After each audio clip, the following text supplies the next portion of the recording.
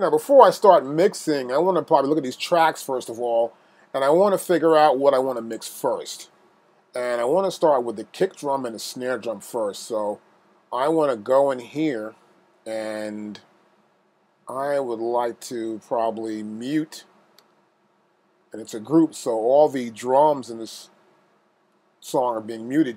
And then I want to turn off the groups and then unmute the kick and the snare. And now I can hear back the kick and snare. Now I want to work with the plugins. Now I want to start mixing some drums up, and I'm going to mute the snare drum. I'm going to play back the kick drum here. Now my inserts here, I've got this EQ as my first plugin. So I want to use the EQ first because I want to EQ for the sound first that I want to have. Then I want to compress it, tighten it up, maybe gain a little bit. So here I've got this EQ. Now I got this from a preset, the settings here, and the presets from kick drum. I got punchy kick. And of course, once you start to mess with it and sort of tweak it for your own use, it italicizes the name. Okay, so next I've got this plugin here. This is my compressor below that. Now I'll mute this compressor. You hear the difference a little bit, right? See a little difference there. Now I want to have this a little more. Okay, now I'll bring in the compressor. So I'm tightening the sound, as you can see right here. We're getting a little much more tighter sound. And I'm going to hit the target button right here.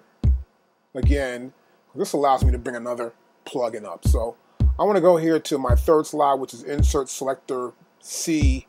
I'm going to pull up a new plugin that's here called Channel Strip. This one comes with Pro Tools 10. I'm going to pull up this, and we're going to select, I'm going to try this kick drum hyped. Now that hyped it up. What I want to do here is sort of like, I don't want too much as high end here, so.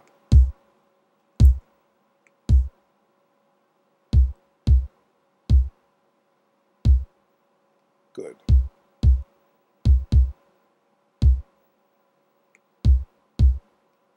I hear my snare drum now.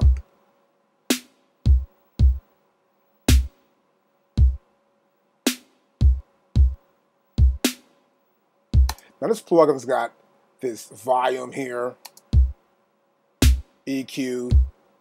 It says EQ in now. Volume.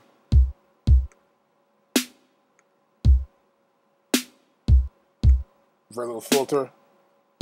Some dynamics, not much. So I've added that to get a little more pump out of this kick drum.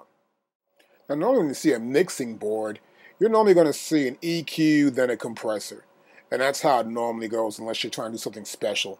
So in this case here, I've put this here just to show you that we don't want this really here, but we can actually move these plugins around. I'm going to pull that compressor there, that little thing pulled us up here, and I want to get that EQ first. Because we want to sort of EQ the signal first.